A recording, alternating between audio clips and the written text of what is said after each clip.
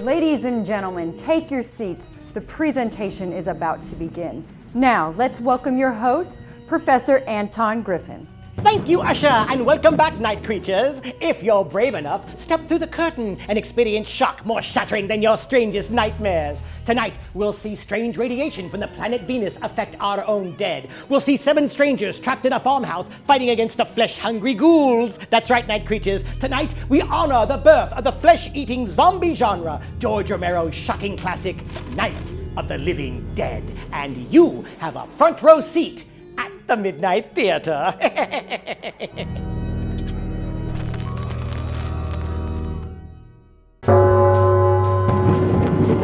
Midnight is upon you once more. Lock the windows and bolt the door. Chills and terror await you So there. step right up if you dare. For no matter what the clock shows, You will find that midnight midnight is is a state of mind.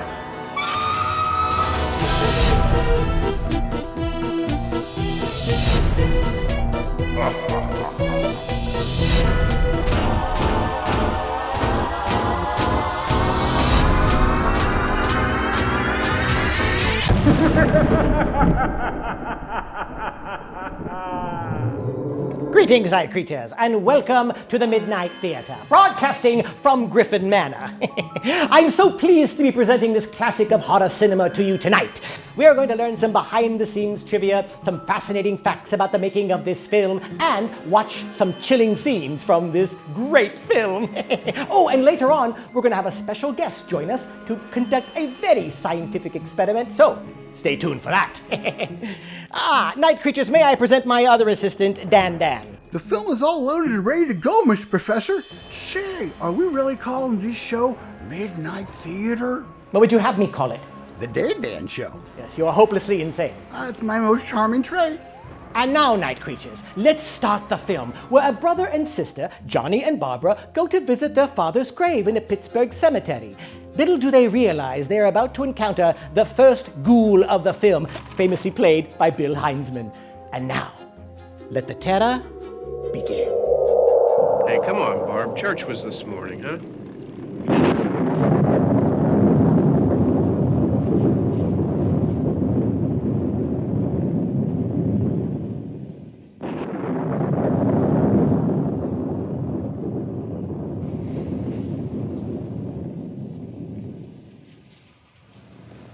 Hey, I mean, praying's for church, huh? Come on. I haven't seen you in church lately. Well, there's not much sense in my going to church. Do you remember one time when we were small, we were out here? It was from right over there. I jumped out at you from behind the tree, and Grandpa got all excited, and he shook his fist at me, and he said, "Boy, you'll be damned to hell." Remember that? Right over there. Well, you used to really be scared here. Johnny, You're still afraid. stop it now. I mean it. They're coming to get you, Barbara. Stop it. You're ignorant. They're coming for you, Barbara. Stop it. You're acting like a child. They're coming for you. Look, there comes one of them now. He'll hear you. Here he comes now. I'm getting out of here. Johnny.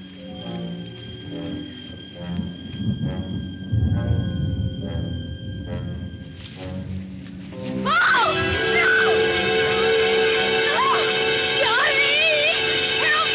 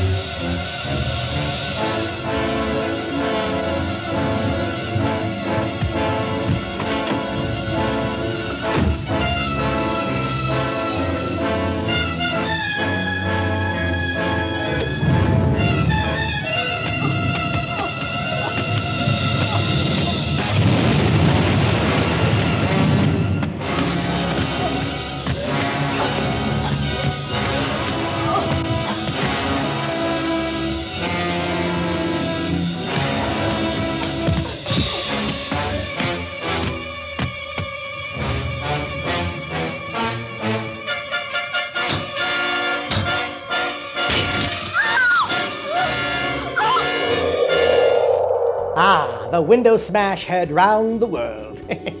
And the very famous line, "They're coming to get you, Barbara." Russell Striner, who played Johnny in the film and was also producer, has said that literally, if I had a dime for every time someone asked me to say to them, They're coming to get you, Barbara. in a Boris Karloff voice, I would be a very rich man living in Palm Springs. Coming up, more shadows on the Midnight Theater.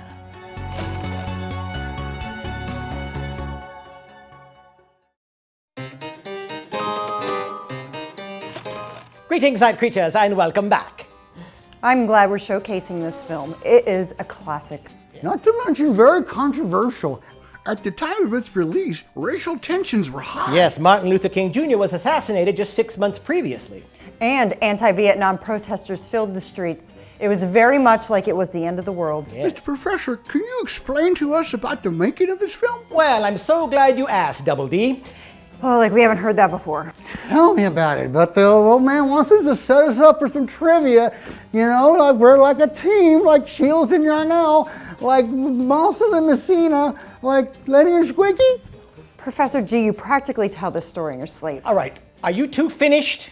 Oh, I'm sorry. Did we slow you down? Enlighten them. All right, I think the two of you have some things to gather for the experiment later. I advise you to procure the items I requested. Okie dokie. Come on, ticket taker. I'll race you to the graveyard. I will go get the shovels. Night creatures. This film was conceived by a group of amateur filmmakers who up until that time had only done commercials and industrial films. They raised $114,000 from 10 investors and produced their own feature film. Russell Striner, who we saw as Johnny, and John Russo, who we're about to see as a ghoul, produced a script with George Romero as director based loosely on Richard Matheson's novel I Am Legend. The film we are watching has been immortalized in the Library of Congress, the Museum of Modern Art. Indeed, there would be no Walking Dead without this film from October 1968. And now, let's get back to more Ghouls Gone Wild. Lame.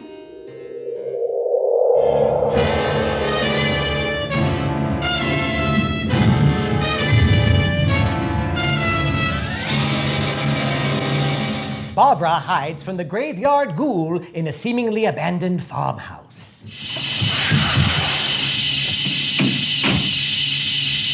Enter the main hero of the film, Ben, played by Dwayne Jones.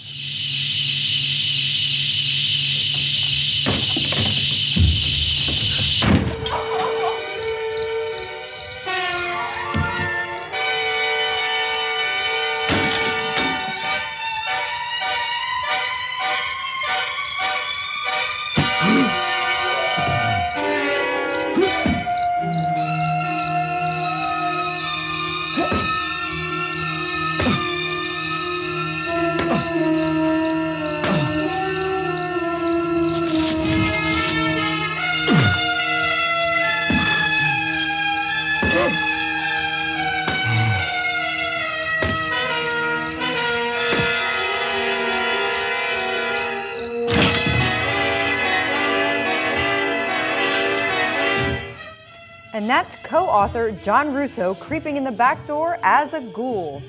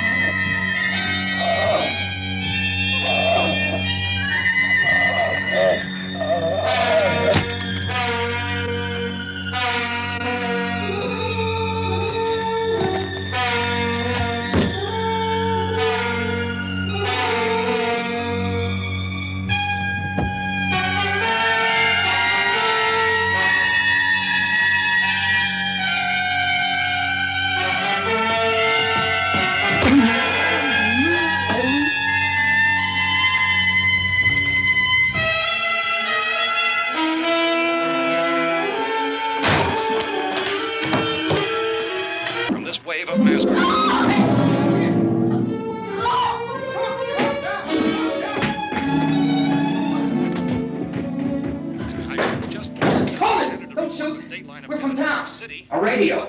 County, Pennsylvania. The Butler County Sheriff has verified that reports of PG, I don't think we should do this. You remember last time we played with dead things? That was an unfortunate situation, but this is a controlled experiment. Welcome back, night creatures.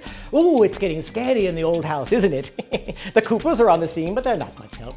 George Romero often said the tragedy of this film is that the characters can survive this if they only work together. Well, you have a bunch of strangers trapped in a basement together. I wouldn't want to be trapped with you.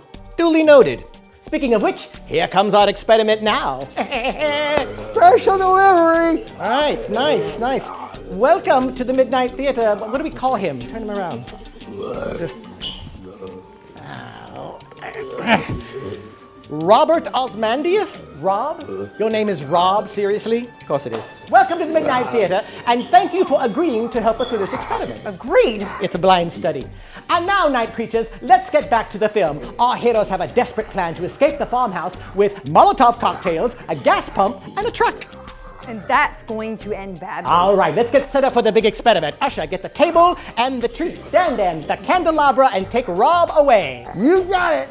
Come on, Rob. Come on, buddy. Come on. John Russo said of the scene we're about to see that we can't be tossing these Molotov cocktails around and never actually see a ghoul set on fire. What are we going to do? George Romero said we can't afford a fire suit. And John Russo said, never mind, I'll do it. And yes, that's co-author John Russo being set on fire in the film. Fire. Usher, Dan set himself on fire again.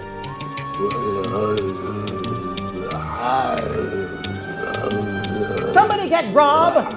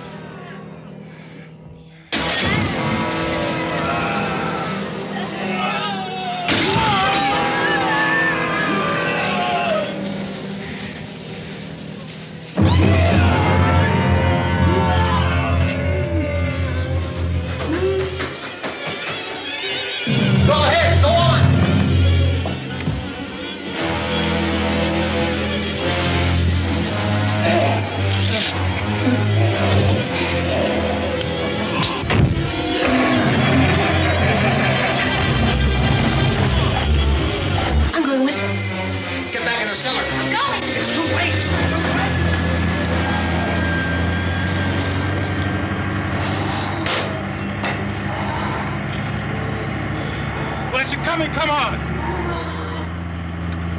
Get in!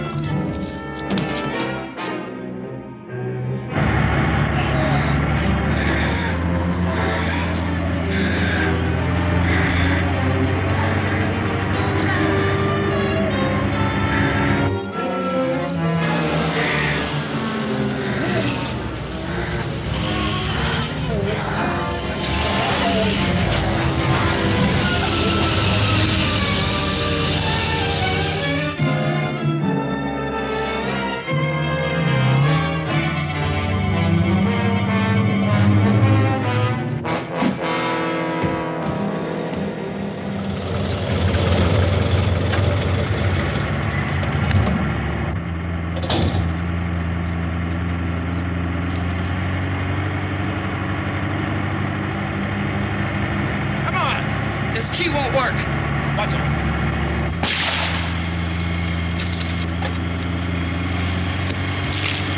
Watch the torch.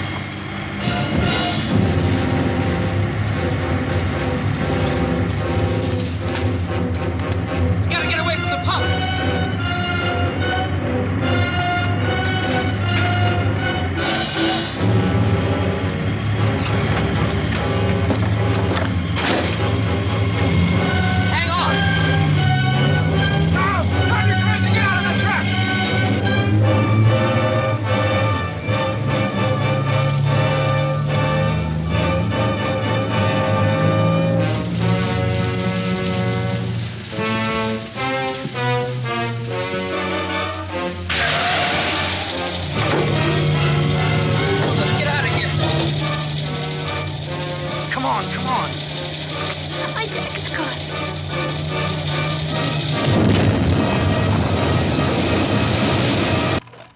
Ladies and gentlemen, please remain in your seats. The Midnight Theater will continue. Featuring more fascinating looks at Night of the Living Dead and an experiment to prove once and for all the difference between a ghoul and a zombie. This will end poorly. How could it? It's completely under control, you'll see. You're starting to sound like Harry Cooper. Ow, now that's hitting below the belt. We'll see you all a little later. Really?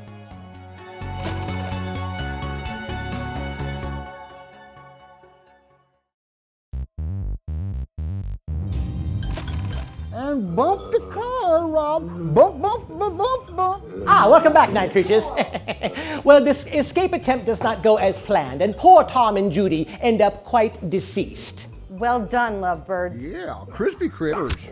What follows next is one of the most famous scenes in horror history. You see, George Romero always felt that the ghouls never really had much threat unless you see them eat. So Romero shows it to us, unflinching and visceral. The very first time, night creatures, that we see the living dead consume flesh on screen. Bon appetit. Does anybody else want popcorn?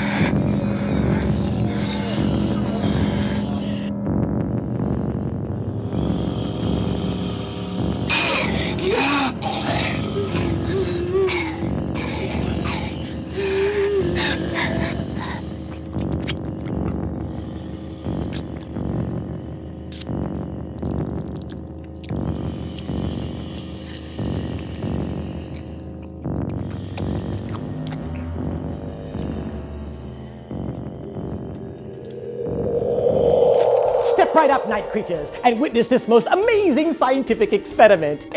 In tonight's film, the flesh eaters are called ghouls. In fact, the film itself was originally entitled Night of the Flesh Eaters. Now, there's a difference, though, between a zombie and a ghoul, and what, you might ask, is the difference between a zombie and a ghoul? They didn't ask. I'm going to tell them anyway. Of course you are.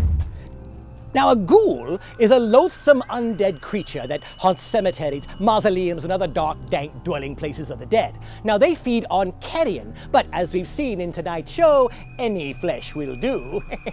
Now, a zombie is a dead person returned to a semblance of life by a voodoo bokur or witch doctor, usually for the purposes of manual labor. Typical. Too cheap to place an ad online. Yeah, that's what Monster.com is for. Regardless, night creatures, zombies cannot eat meat or salt. If they do, they return to their graves. Of course, before they do that, they tear apart their masters. So to prevent this from occurring, the Bokurs will sew the lips closed of their zombie slaves. So, as an experiment to see if Rob here is a ghoul or a zombie, we have prepared A delicious microwaved vegetarian dinner. No salt. and Our delicious ghoul repast, extra fresh. that does look extra fresh. Where did you get it? Don't look at me. Opportunity? Okay, we're going to talk later. Night creatures, stand back. Let's see if Rob chooses.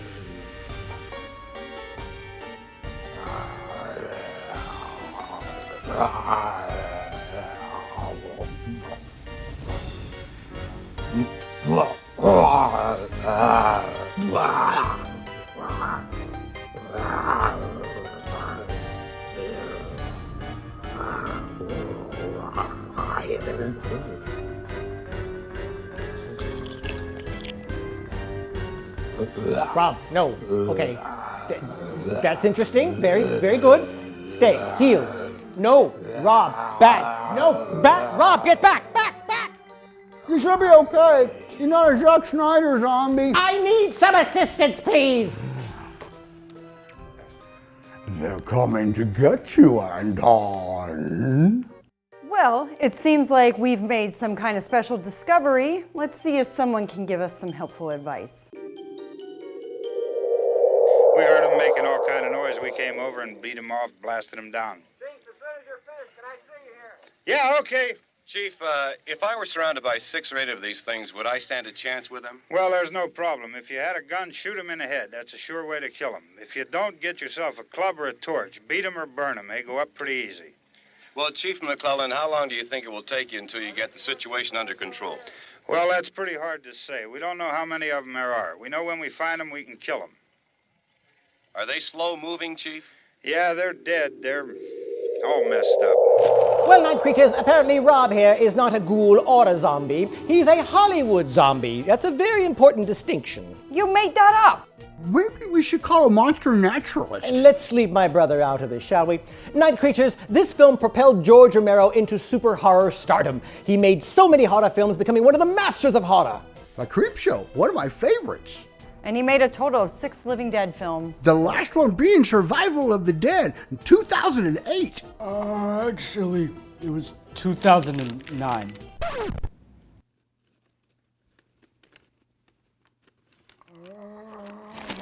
The great George Romero passed away on July 16, 2017, after inspiring countless films, books, comics, television series, and cementing his place in horror history.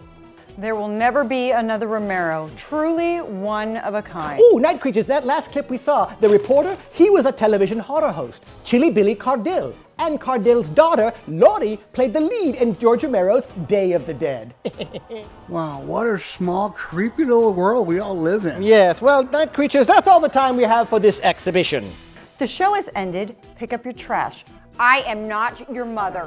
Until next time we meet at the Midnight Theater, this is Professor Anton Griffin with Dan Dan. So, what do Hollywood zombies do? Get paid. And Usher. Get paid? I want to be a Hollywood zombie. Saying to you all, rest in peace and Happy Halloween!